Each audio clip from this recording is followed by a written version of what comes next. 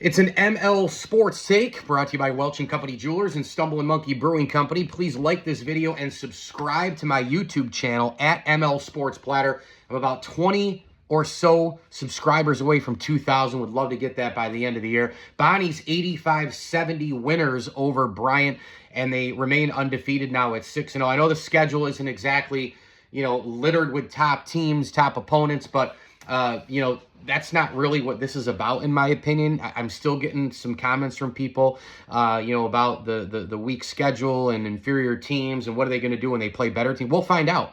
Why are you worried about it right now? And I've said it a million times. I've seen teams schedule the Temples, John Chaney, and Izzo in Michigan State. They've scheduled the hardest possible schedules ever. It's benefited them. Other times, they wear down, and it doesn't, and they're out in the first or second round of the NCAA tournament. I think every year is its own case study.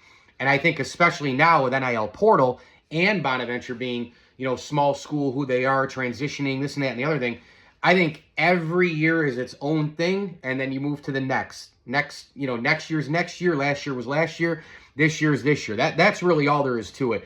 And it's not like when you play some of these teams, even though they're not Duke or not, any top 15, 20, 30 team in America, they still roll the ball out and they're pretty good, and they can get some big-time players. And we know the potential that even a Barry Evans had being a Bonnie, and now he's at Bryant. He goes for double figures in a game like this. And, I don't know. I mean, anybody, maybe you roll out the ball, can beat anybody at this particular point, which we've seen Elon just beat Notre Dame.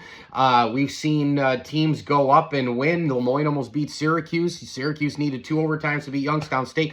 I don't think Syracuse is that good right now either, but it's still the name, right? So I think everybody needs to calm down on the schedule. You could play 3 or 4 really hard top 25 teams, and you could go lose in the first round of the, first game of the A10, or you could play a really, really hard schedule, and depending on that spot of the schedule, you could get really hot and go win the A10 tournament. It's about that team, that season, and where you are, injuries, different things, mindset, makeup. It's just, there's so many layers to this stuff. But right now, the layer is, I like this team at 6-0. I really do. I think they're playing well.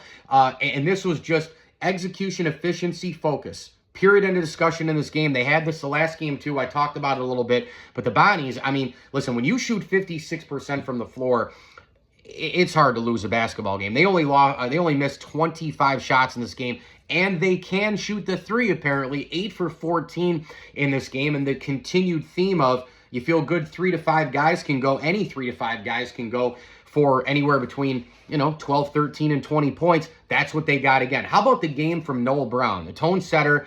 22 points, 7 boards. The big man could not be stopped. You got 18 out of Council Jr., inside, outside. And, of course, the Moore game for 12 points. You got 8 out of Brown. And, again, Hinton comes off the bench. He plays a solid 14, and they look for him. They really do. He scores 9 in this one.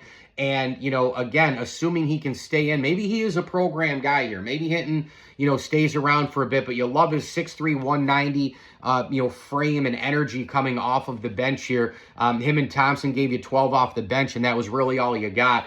But, I thought the Bonnie defense played, obviously well enough in a lot of spots in this game.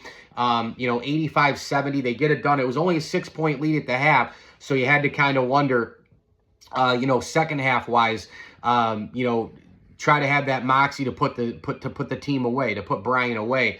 But I was really impressed with Brown and his overall game, across the board. This team can score in bunches, and this team can score anywhere on the floor. They can catch it and throw the ball down, get it on in transition. They can score in the half court. They can score, fast break. They can score, down in the paint with big men. They can score on the outside.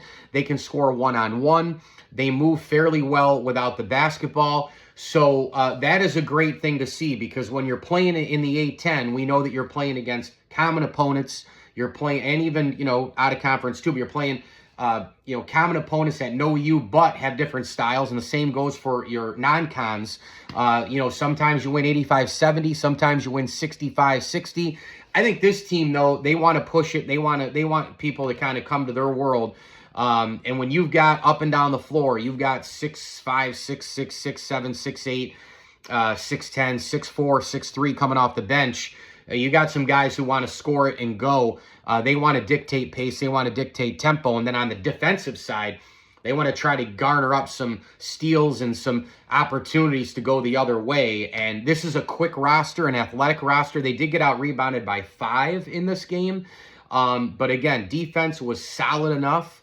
The free throw shooting improved. The three-point shooting improved. I mean, they went 13 of 16 from the foul line, 8 for 14 from 3, and they shot 56% from the floor. You take those numbers and you take 4 starters in double figures, scoring between 12 and 22. You got a great chance to win most basketball games, and that's exactly what happened here with the Bonnies. ML Sports Take brought to you by our good friends over at Stumbling Monkey Brewing Company, Batavia Downs Gaming, and St. Bonaventure University's online masters in journalism. Log on to sbujournalism.com today and become a Bonnie. Please subscribe to my channel, ML Sports Platter, on YouTube. Go like and follow me all over the social platforms as well. Throw in the ML Sports Platter name, my name, whatever it might be. Wanted to take this quick moment as well to wish everybody just a really healthy and safe Thanksgiving. I've already given you my Thanksgiving food, Mount Rushmore, why I love it. I think it's the best holiday out there.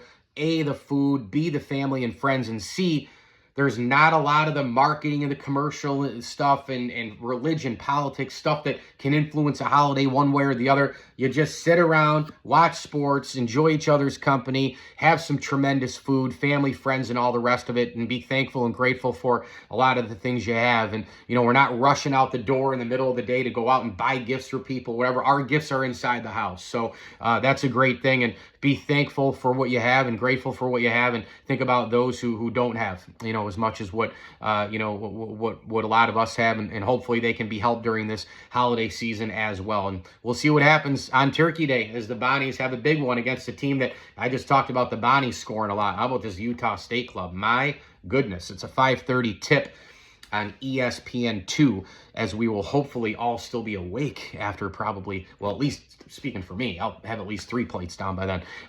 It includes dessert, don't worry.